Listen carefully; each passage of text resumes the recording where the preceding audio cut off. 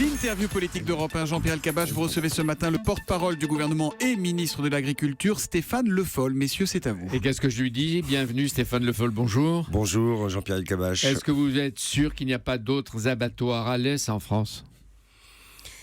Je suis vigilant pour faire respecter les règles de bien-être animal dans tous les abattoirs. Et je le dis avec cette volonté de tous les services de l'État de faire en sorte qu'on respecte les règles du bien-être animal. Oui, mais jusqu'à présent, on voit que la justice enquête sur les scandaleux et immondes abattoirs d'Alès. Des citoyens les ont dénoncés. Pourquoi ni les élus locaux, ni les vétérinaires dont vous parlez, ni l'administration, ni la FNSEA ne s'en étaient rendus compte? Le silence est complice. Non, le silence n'est pas complice. Il y a eu un contrôle qui avait été fait le 4 septembre. Il y avait un nouveau contrôle. Il vaut mieux qu'il n'y ait pas de contrôle. Oui, qui avait été fait justement parce qu'il y avait des soupçons. Il y en avait un autre qui était prévu au mois de novembre. Et entre-temps, la vidéo est sortie. Je peux rien dire d'autre qu'on doit être d'une fermeté totale par rapport aux activités des abattoirs pour faire respecter le bien-être animal. Je suis conscient que... C'est pour ça que je vous ai dit que j'étais vigilant. Vous m'avez demandé, est-ce qu'il y a aucun autre problème? Et alors? Je ne peux pas m'engager comme ça, puisque vous avez plusieurs centaines d'abattoirs. On fait tout, et les services vétérinaires et les services de l'État sont là pour faire respecter les règles du bien-être. Ouais, mais là, ils ne l'ont pas fait. Alors, est-ce que le ministre de l'Agriculture peut dire aujourd'hui qu'il lance une enquête nationale de contrôle sur l'abattage et la santé publique? Les enquêtes sont continues. Il y a des contrôles de manière régulière. Après, avec les services vétérinaires dont nous disposons, nous faisons en sorte de contrôler le maximum et de manière le plus régulière possible les abattoirs. Est-ce que vous êtes favorable à une commission d'enquête parlementaire et une sénatrice qui le demande? Commission d'enquête parlementaire pour voir... c'est une sénatrice qui le demande. Quelle est cette sénatrice? Non, je me souviens plus de son nom. Oui, mais moi je me souviens. Elle a publié un rapport très intéressant que j'ai lu. Je sais, si c'est Mme Gauche-Avant, je connais. Voilà. Oui, mais Mme Gauche-Avant, c'est un objectif. C'est plus de viande dans nos assiettes. Oui, mais là, après, je suis parfaitement conscient de ce que peut susciter cette vidéo.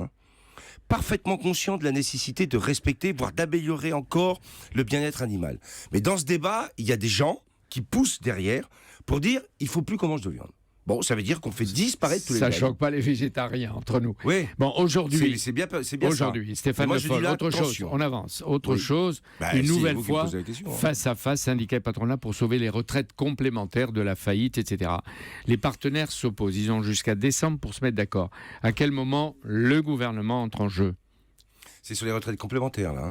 Donc là, on est sur une gestion des retraites qui est paritaire et directement liée aux partenaires sociaux. Est-ce que ce matin, vous les mettez en garde contre des polémiques qui peuvent être stériles alors qu'il y a urgence? Il y a urgence à régler ce problème des retraites complémentaires.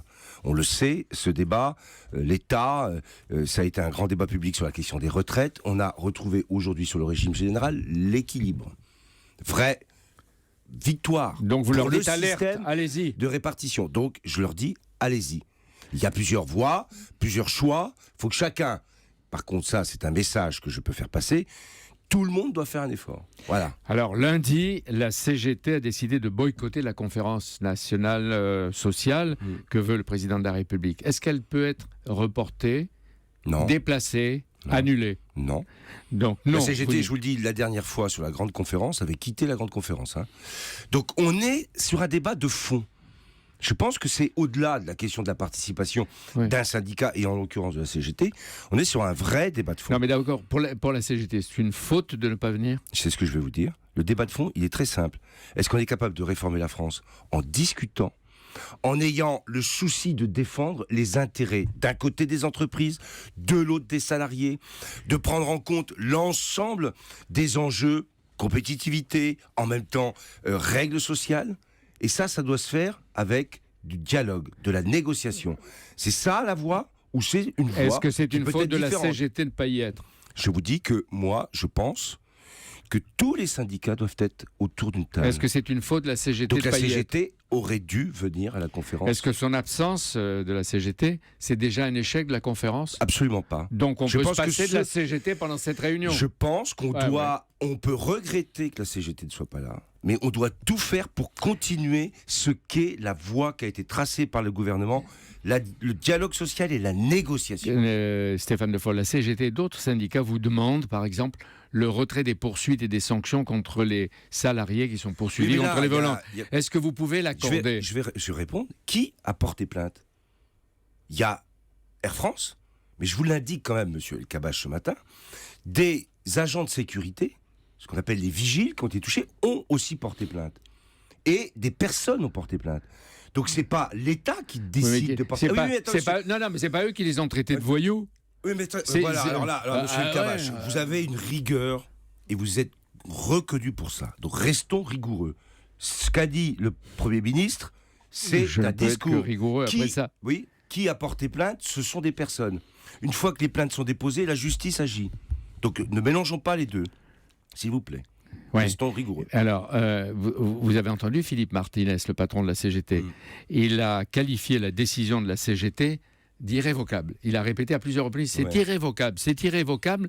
Puis il a ajouté, sauf si. Il attend un geste. Qu'est-ce que vous pouvez faire comme geste ? Par exemple, qu'est-ce que vous pouvez faire comme geste ? Les 5 salariés qui seront jugés le 2 décembre. Vous ne pouvez pas faire un geste à leur égard. Ils sont mis à pied. On les interpelle chez eux à 6h du matin, etc. Oui, mais là, encore une fois, ça voudrait dire que on agirait directement sur une procédure judiciaire, ce que l'on ne fait plus et pas. Mais bien sûr. Mais oui. Mais vous avez grondé, geste... les magistrats parce que les policiers ne sont pas contents de ce qui est en train de se passer dans différents domaines. Mais vous savez, vous aviez c'est une manière d'intervenir aussi. Quand j'étais venu considérer qu'il y avait des choses qui, dans la justice, faisaient que même pour un puissant, on allait très loin. Je ne vais pas revenir sur ce débat.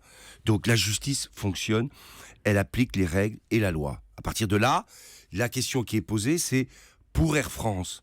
Chacun a bien conscience que ce qui s'est passé, on doit tout faire pour tourner une page et retrouver un apaisement et du dialogue. Le gouvernement est totalement conscient. Mais on ne sait pas ce qu'il veut à propos d'Air France. Mais si, c'est ce qu'il veut. Une fois, il dit appliquer le plan B avec les 2900 suppressions d'emplois. Une autre fois, il dit on peut l'éviter.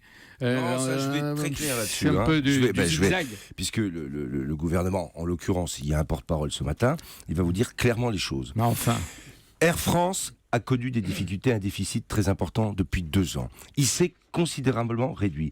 Il y a encore un effort à faire de productivité pour assurer à Air France la capacité de dégager... Donc il faut vraiment réformer Air France. Il faut se mettre dans l'esprit de l'intérêt de l'entreprise. Et tout le monde a fait des efforts, tout le monde doit en faire.